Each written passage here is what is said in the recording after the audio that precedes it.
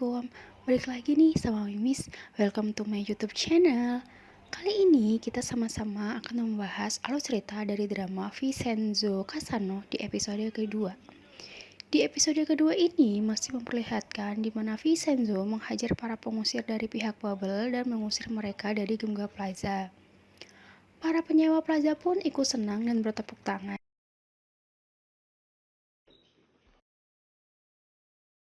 Tapi nyatanya sekarang malah ada pengusir yang datang. Vincenzo menjelaskan kepada Pak Hong kalau penjualan plaza ini merupakan paksaan dari pihak Bubble. Tapi Pak Hong tidak percaya. Pak Hong beranggapan jika Vincenzo ini adalah salah satu dari Bubble, walaupun Vincenzo akan berusaha mendapatkan itu kembali. Tak lama kemudian, para reporter datang untuk bertemu Vincenzo. Pak Hong pun merasa sedikit bingung. Kemudian Vincenzo pergi ke rumah sakit untuk menemui Pak Cho. Pak Cho memberitahu Vincenzo agar segera menghancurkan plaza sebelum pihak Bubble. Mendengar hal ini, Vincenzo kembali teringat dengan susunan sistem keamanan yang ada di plaza tersebut. Vincenzo yang kini berada di kuil memikirkan cara agar plaza segera dirobohkan. Malah mendengar jika kuil akan direnovasi untuk memasang penghangat ruangan. Kemudian secara spontan dia mengusulkan agar kuil tidak perlu direnovasi karena plaza akan dirobohkan. Dan sebagai gantinya dia akan membelikan karpet listrik dan membayarkan tagihannya. Vincenzo juga mendatangi kantor Pak Hong untuk mendapatkan semua informasi tentang konstruksi Bubble dan mempelajarinya. Dia juga menawarkan bantuannya.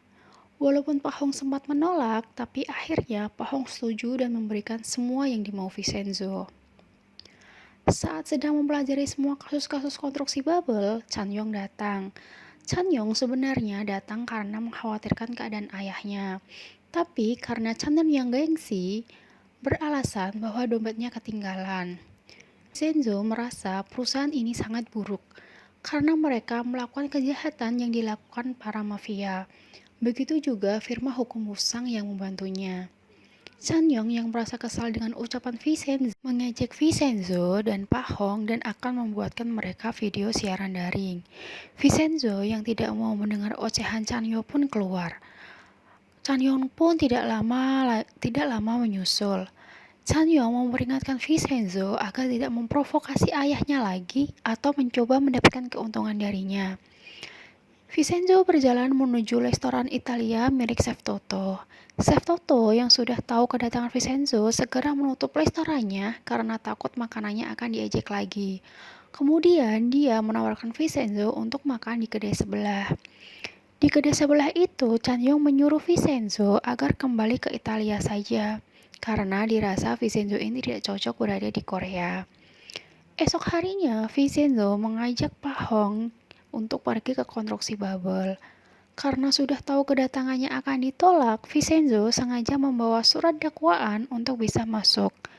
Ternyata surat dakwaan itu hanya berupa amplop kosong saja. Vincenzo memperingatkan agar tidak main-main dengannya karena pihaknya sekarang tidak akan tinggal diam. Scene berikutnya beralih ke Chan Yong yang kedatangan anggota baru bernama Choi Mung Hee. Choi Mung Hee ini dulunya merupakan seorang jaksa yang sering melakukan hal-hal buruk untuk membela kliennya. Kedatangan Choi Mung Hee membuat rekan Chan Yong mengejeknya. Karena Chan Yong yang biasa mewakili Wusang akan tergantikan. Kembali lagi ke Vincenzo yang masih bersama dengan Pak Hong sedang minum-minum untuk merayakan keberhasilannya. Vincenzo yang masih pengar ini pun diundang Pak Hong untuk mau pengarnya di rumah. Lagi-lagi terlihat Chan Yong yang marah-marah karena Pak Hong tidak mengangkat telepon darinya. Tapi malah sempat untuk mengangkat telepon dari orang lain.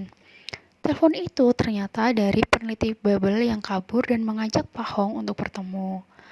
Pak Hong memberitahu Chan Yong agar memberitahu Vincenzo saja apa yang mau dikatakannya.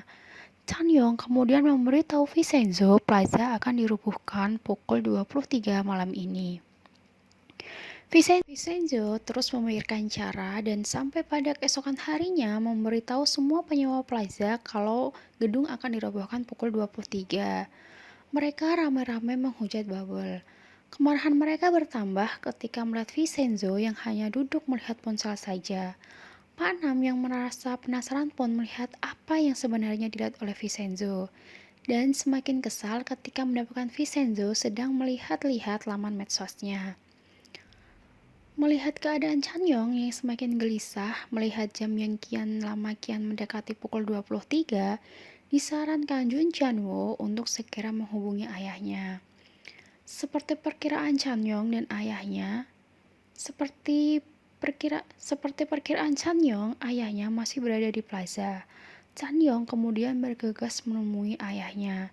Di jalanan sendiri, Chanyong sudah mobil-mobil yang sedang berjalan menuju plaza. Dengan kepanikan itulah Chanyong akhirnya mengebut dan berlari menuju ke sana. Sampainya di sana, Chanyong dikagetkan dengan adanya pesta yang meriah. Kembali di saat sebelum pesta dimulai, Vincenzo mendapatkan ide dari melihat tarian yang ada di laptopnya, serta mengundang semua orang untuk datang ke pestanya. Lah, itu adalah akhir cerita dari episode kedua. Seperti apa di episode ketiga? Tunggu besok ya. Assalamualaikum.